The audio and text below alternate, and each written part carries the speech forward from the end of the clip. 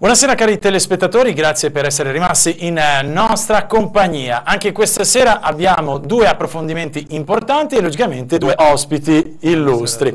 Io darei subito il benvenuto a Claudio Sinigaglia della Commissione Sanità Regione Veneto e con lui parleremo, vi anticipo un attimo la tematica, di videopoker, perché sono finalmente in procinto, insomma, le famose agevolazioni per chi le spegne, per chi insomma sceglie di non guadagnare sulle spalle della sofferenza di alcune persone. Sappiate che invece successivamente andremo a parlare un pochino, facendo il riassunto delle tante occasioni imperdibili che si vivranno qui nella nostra città di Padova proprio per il 25 aprile. Il titolo, come leggete, è Santo e Maratona a Padova è tutto esaurito. Scusate un po' di stanchezza nel preparare tutto sempre di corsa. La maratona è il 27 aprile, domenica 27. Esatto. E domani si iniziano con le quindi facciamo un pienone, certo, ma non solo, poi ne parleremo fantastico. anche dopo. C'è un evento anche molto importante, la canonizzazione di due papi tanto amati, e si sa che il percorso porta dal Santo, Assisi, Roma, insomma sono già tanti pellegrini anche polacchi che stanno arrivando. Un flusso veramente di tanti pellegrini, come diceva appunto Claudio Sinigaglia. Ma lei mi è molto cattolico e preparato quindi su questo? Conosco i due santi. Poi io tiro un po' anche l'acqua al mio mulino, perché essendo un lombardo, poi per me uno dei due Roncali insomma è un vanto, perché è di sotto il monte, quindi bergamasco. Va bene, ma sono amati da tutti, lì non c'è bandiera. Venezia e Giovanni XXIII. Esatto, va bene, dai. Allora, addentriamoci in questa tematica, perché sappiate che avremo anche a breve, oltre al nostro illustre ospite, altri ospiti che ci daranno una mano per approfondire insomma questa tematica. Quindi agevolazioni per chi li spegne. Prego. Sì, Piove di Sacco, il Comune ha istituito un provvedimento che vede la riduzione dell'OSAP, che è una tassa locale del Comune, nei confronti dei bar, degli esercenti che disinstallano, tirano via le slot machine, i giochi d'azzardo. Questa è una cosa che vari comuni, dalla grande insomma metropoli alla più piccola, stanno pian pianino si stanno estendendo attivando queste dinamiche, anche perché c'è chi non accetta più di installare queste macchinette vedendo quanto abbruttiscano gli eventori, i clienti, no? E quindi preferiscono non speculare, non guadagnare facile sull'affitto delle slot machine, dei videopoker, e quindi preferiscono disinstallare. In questo caso il Comune interviene e incentiva la disinstallazione, il tirar via queste macchinette, questi strumenti di gioco d'azzardo.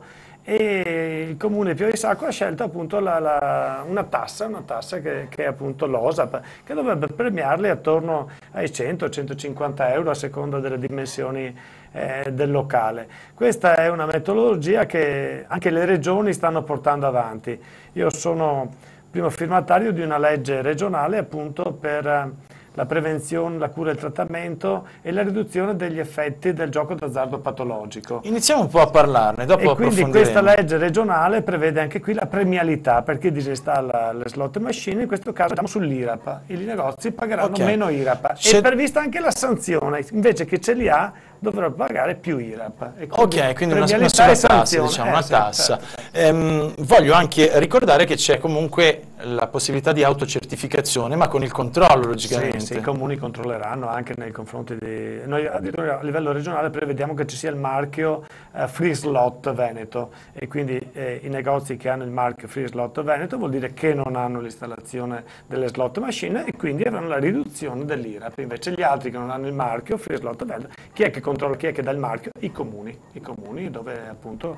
Un altro impegno per le polizie locali?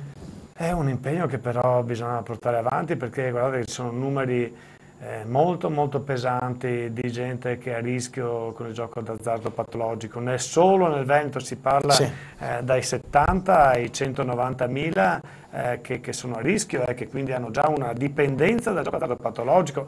In tutta la popolazione siamo attorno ai 2 milioni, 2 milioni e mezzo di praticanti, chi più, chi meno, chi una volta alla settimana, chi di più, ma la popolazione a rischio va dai 70-80 ai 150, chi dice anche 190.000 soggetti, e andiamo dai giovani, giovanissimi, ma anche gli anziani, anche i pensionati che si giocano la pensione, anche la minima, se la giocano nell'arco di qualche ora. Sono andato proprio un paio di giorni fa sono entrato nel bingo che è a Padova qui, vedi questa presenza di classi sociali, soprattutto le più fragili, le più deboli, che cercano nella fortuna. Quello è il guaio del gioco d'azzardo patologico, che non è un gioco legato all'abilità, ma è proprio legato alla fortuna, al destino, al caso, no? E anche qui avrebbero l'obbligo di mettere che le percentuali di vincita è una a ogni chissà quanto milione, cioè Ma non siamo vince poi mai, così chi gioca non sicuri vince che mai. sia veramente un gioco contro la fortuna? Perché non so se avete seguito alcuni servizi delle Iene, loro stanno martellando particolarmente questa tematica, e sembrerebbe che è tutto controllato da centrali operative completamente distanti. In più ci sono i famosi furbi che sanno anche quando, a che ora e come, la probabilità di scarico quindi della macchinetta, e possono andare nella ricevitoria, insomma nel bar, e giocare e ritirare logicamente tutto il montepremi. In più è stato anche mostrato appunto da questa inviata delle Iene che queste macchinette possono anche riciclare soldi che non si sa da dove possono arrivare, perché ti danno il ticket e quindi quando tu vai a ritirare è una vincita, diventa legale e tu hai riciclato i soldi. Queste cose lo Stato...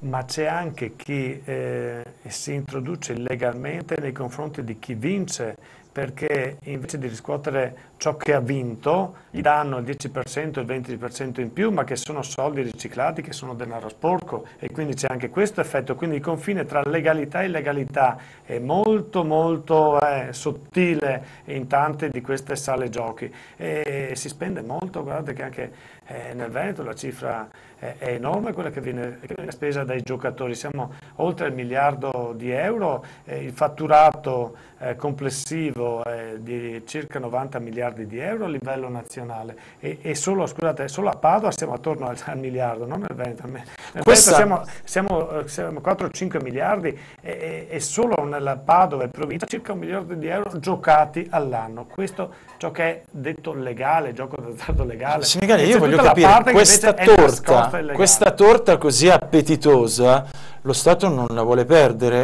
Perché non cambia nulla? Perché non c'è un vero ed effettivo controllo e si devono mettere insomma dei pseudo-giornalisti o giornalisti che siano a controllare tutte queste cose, a far uscire queste magagne? In deroga, perché anche i casinò è una specie di deroga, una legge che proibisce i giochi d'azzardo. Negli ultimi anni, per introitare, l'erario ha cercato di introitare più soldi, appunto aumentando i giochi d'azzardo, l'otto machine, l'ottomatica, le scommesse, anche i gratta e vinci, no? Fanno parte di tutto questo grande pacchetto di scommesse. Il guaio è che il fatturato sta aumentando, siamo oltre i 100 miliardi, e ciò che ricava lo Stato invece viene ridotto anno dopo anno. Perché? Perché la tassazione delle singole macchinette è ridotta. Le slot machine hanno una tassazione diversa rispetto ad altri giochi, e quindi questo ha portato alle casse dello Stato meno soldi rispetto al volume, al fatturato di gioco, che è sempre molto molto più importante. C'è un altro aspetto che nessuno... Non si vince mai,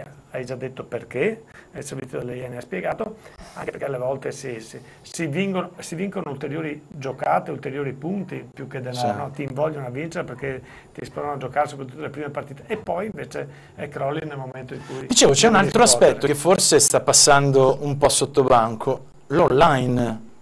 Stanno fiorendo un sacco di siti dove poter non essere più quindi visibili in un bar, dove magari la moglie, il marito, quello che è, non ti può più pizzicare, e sei lì da solo con questo computer collegato con altri, e vai col poker, e vai con le scommesse, e vai quindi sempre col gioco d'azzardo. C'è l'effetto dei giochi internet, anche qui l'accesso è libero, è possibile invece controllarlo, è possibile invece filtrarlo. Anche questo dovrebbe essere un provvedimento che lo Stato mette in funzione, soprattutto per la tutela dei soggetti più fragili. È vero che poi occorre la carta di credito, occorre la carta, insomma, per poter giocare, però è sicuramente molto facile, ed è uno dei motivi per cui anche si accusa lo Stato. E la televisione, poi anche le televisioni locali, ma non solo televisioni locali, soprattutto i grandi circuiti televisivi nazionali, dove ci sono i grandi campioni di calcio che invitano a giocare, sì, a è poker, vero, a giocare molto forte. ci sono programmi Fra proprio... le altre cose, tutte le trasmissioni sportive, se voi guardate prima della partita, alla fine del primo tempo, c'è sempre quanto valutiamo la scommessa, chi segna per primo, cioè c'è tutto un invito a giocare, addirittura ci sono proprio anche delle agevolazioni per giocare di più. Da questo punto di vista la Regione Veneto si sta attrezzando, ci sono state altre regioni che l'hanno fatto, sia per introdurre effetti limitativi sulla pubblicità, effetti limitativi anche sulle distanze dove collocare queste sale gioco, quindi abbiamo previsto che di fronte a alcuni siti sensibili ci sia la distanza. Quali possono essere i siti sensibili, ricordiamoli? Le scuole, scolaresche, oppure gli spazi sportivi, associativi, ricreativi per gli anziani, ma anche per i giovani, oppure può essere vicino a dei luoghi di ritrovo, vicino anche ad ospedali, appunto luoghi di socializzazione, luoghi che il Comune reputa sensibile. Anche qui la legge regionale dà più competenze ai comuni. Il Comune di Pieve di Sacco ha introdotto una novità, ma per esempio la localizzazione non è il Comune che decide se quella localizzazione va bene o no, in questo momento è la Questura che decide, il Comune è impotente, non è una competenza del Comune. Quindi l'acquisto, l'utilizzo e quindi l'occupazione del suolo pubblico all'interno del proprio esercizio è comunque la Questura che dà l'ok? Le slot machine all'interno del bar. Quello è un rapporto con il concessionario. Ok, l'esercente. Il concessionario, e anche qui c'è una grande gara, un grande bando fra 10-11 grandi concessionari di questi giochi che a loro volta subappaltano l'affitto e l'ultima è l'esercente, il barista, che affitta a sua volta e prende un introito sicuro e poi legato alla percentuale di gioco. Questi sono gli esercenti, i bar. Poi c'è la sala gioco, il mini casinò, la collocazione delle sale gioco è quella che porta molto, no? Ma chi decide dove collocare la sala gioco? Chiaramente è il privato che decide qui, ma chi è che dà l'autorizzazione? È la Questura, non è il Comune. Quindi anche quando ci sono state polemiche vicino alla stazione ferroviaria c'è la collocazione di una sala gioco, vicino a Piazzale Boschetti, lì il Comune ha cercato di intervenire, però non può far nulla perché è la Questura che decide se va bene oppure no, se dà l'autorizzazione oppure no. E così dappertutto, non è competenza del Comune. La nostra legge invece dà più competenza ai comuni, anche nella localizzazione delle sale gioco, almeno la distanza dei siti sensibili. Ma in Regione questo problema è sentito? Che cosa è emerso comunque dal fatto delle sue proposte, appunto Senigallia? Com'è stata la reazione? Io ho fatto la prima proposta di legge, poi si sono aggiunte altre 4, una della Lega, una di Italia dei Valori, una dell'UDC e una del gruppo misto. Abbiamo messo assieme le 5 proposte e proprio la settimana scorsa abbiamo il testo definitivo frutto di queste 5 proposte, della sintesi di queste 5 proposte ed è stato approvato dalla Commissione, adesso lo discuteremo in Commissione e mi auguro tra giugno e luglio di avere l'approvazione della legge in Consiglio regionale. Però questa è una tematica che da tanto si dibatte. Verde, eccetera. È tanto che si dibatte, purtroppo alcune leggi regionali hanno dovuto fare i conti con i ricorsi degli esercenti e quindi sono state stoppate a livello nazionale, però le ultime che sono passate, Emilia Romagna, Lombardia, Abruzzo, che prevedono appunto meno pubblicità, il controllo delle distanze, la premiazione, la premialità o la sanzione legata all'IRAP, l'osservatorio, la prevenzione, la cura, sono state accolte a livello nazionale, quindi sono leggi regionali a tutti gli effetti e quindi forti di questo risultato delle altre regioni le proponiamo anche nella regione Veneto. Le porto un esempio. In Brasile fumano pochissime persone per il semplice fatto che i media hanno veramente martellato e non solo i media, quindi anche il governo, sulla cagionalità, insomma, della pericolosità del rischio del fumo. E quindi non è come da noi, mi è stato detto, le donne non vanno in giro in Brasile fumando per strada, o gli uomini, veramente è stato appreso questo messaggio. Come mai da noi questi messaggi, anche se sono un po' strani, del tipo prima gioca al lotto e poi subito lo Stato ti dice attenzione che però non esagerare, con moderazione? Sì, questo è un paradosso insomma, inaccettabile dal mio punto di vista, no? Alle volte si parla di stato biscazziere. Abbiamo Bui al telefono, poi continuiamo il nostro discorso. Quindi vi presento ufficialmente il sindaco di Loreggia, Fabio Bui, che è stato uno dei precursori appunto di questo volere, cioè di cercare di premiare gli esercenti nel suo comune, facendo in modo che togliessero questi poker, questi videopoker. È così, sindaco? Buonasera. Sì, buonasera a tutti e buonasera al consigliere Senigallia. Sì, noi siamo partiti qualche anno fa ormai con questa iniziativa, che era quella di dare delle risposte di contrasto al gioco. Tra le nostre proposte c'era anche quella di premiare gli esercenti che potessero fare da obiettori alle slot sostanzialmente. Ci siamo riusciti non molto, diciamo, in questo momento, perché poi il volume di affari che girano queste slot all'interno degli esercizi sono maggiori rispetto a quella che può essere la defiscalizzazione che potevamo mettere in atto. Però era un segnale, ed è un segnale che vogliamo Ma dare. le chiedo, sindaco, ma quanti hanno capito e accettato quindi un nuovo percorso? Guardi, dico la verità, non molti. Il vero problema era quello di cominciare a parlarne di questo argomento. Certo, perché si può leggere... Quando sono partito io con alcuni sindaci, magari quando è partito il consigliere Senigallia con la sua proposta di legge regionale, non molti ci dicevano: ma di cosa state parlando? Non avete altri problemi più importanti di cui discutere che non del gioco d'azzardo?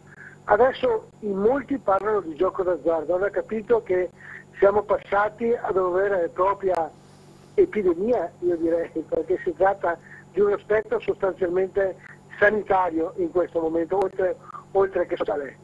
E quindi almeno abbiamo scoperchiato la pentola su un problema che adesso merita una legislazione seria, sia dal punto di vista nazionale soprattutto, e poi dal punto di vista regionale, ma dal punto di vista regionale credo ne abbiamo parlato, perché c'è l'iniziativa. Sindaco, le chiedo, ma perché si attivò al tempo? Perché alla sua porta d'ufficio venivano le famiglie che erano rovinate? Per un caso ben specifico di cui parlo sempre, è arrivata una signora al mio ufficio dicendomi che aveva bisogno di un contributo perché non riusciva più a farcela ad andare avanti. Sì. Mi ha raccontato tutta una drammatica storia familiare, poi esco, vado al bar con un assessore e trovo questa signora che con fare compulsivo inseriva monetine nella slot. E non si era accorta che proprio dietro, c'ero io e che osservavo in silenzio.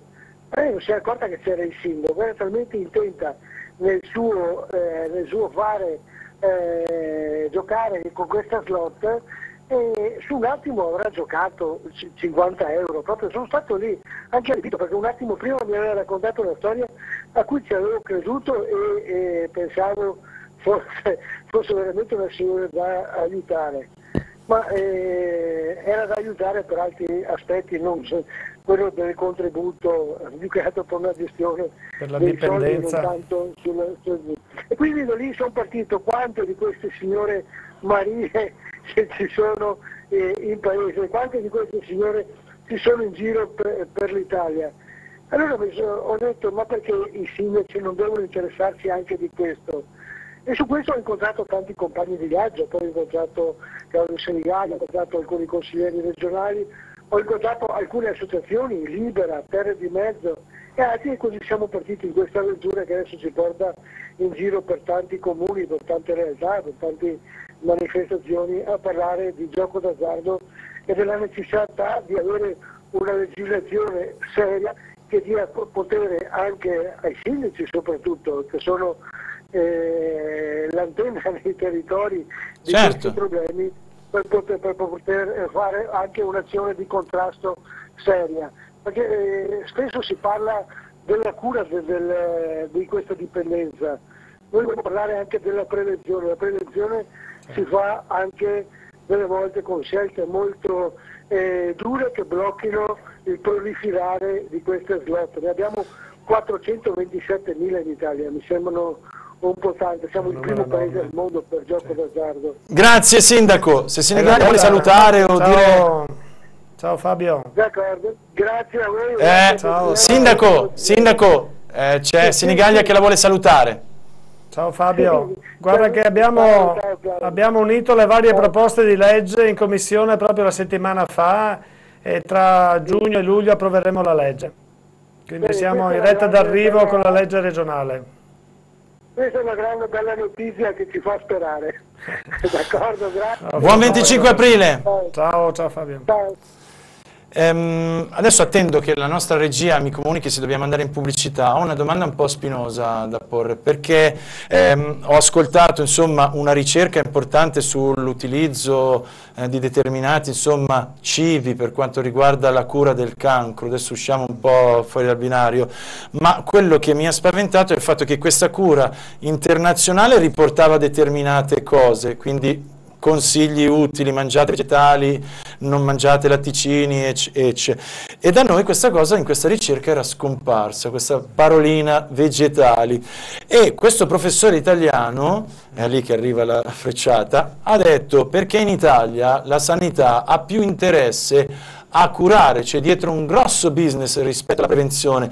Io ne approfitto, avendo qui lei, per chiedere: è una fandonia, è una follia, è una panzanata? È un'accusa che si fa spesso, quella appunto di incrementare l'intervento o gli interventi. Beh, sono stati anche pizzicati in grandi anche ospedali, anche in Lombardia qualche anno fa, no? Di chi faceva degli interventi per prendersi cosiddetto DRG, cioè il pagamento, certo, da parte dell'ASL. Noi in Lombardia non ci siamo mai fatti mancare niente, però come belle figure. Sono eccezioni, non è la normalità. Io parlo di una sanità veneta che in ogni caso è una sanità di eccellenza, dove si fa prevenzione e questi aspetti, questi atteggiamenti, questi comportamenti non esistono, se no in maniera patologica, residuale, di qualcuno che però non ha nulla a che fare con la sanità vera.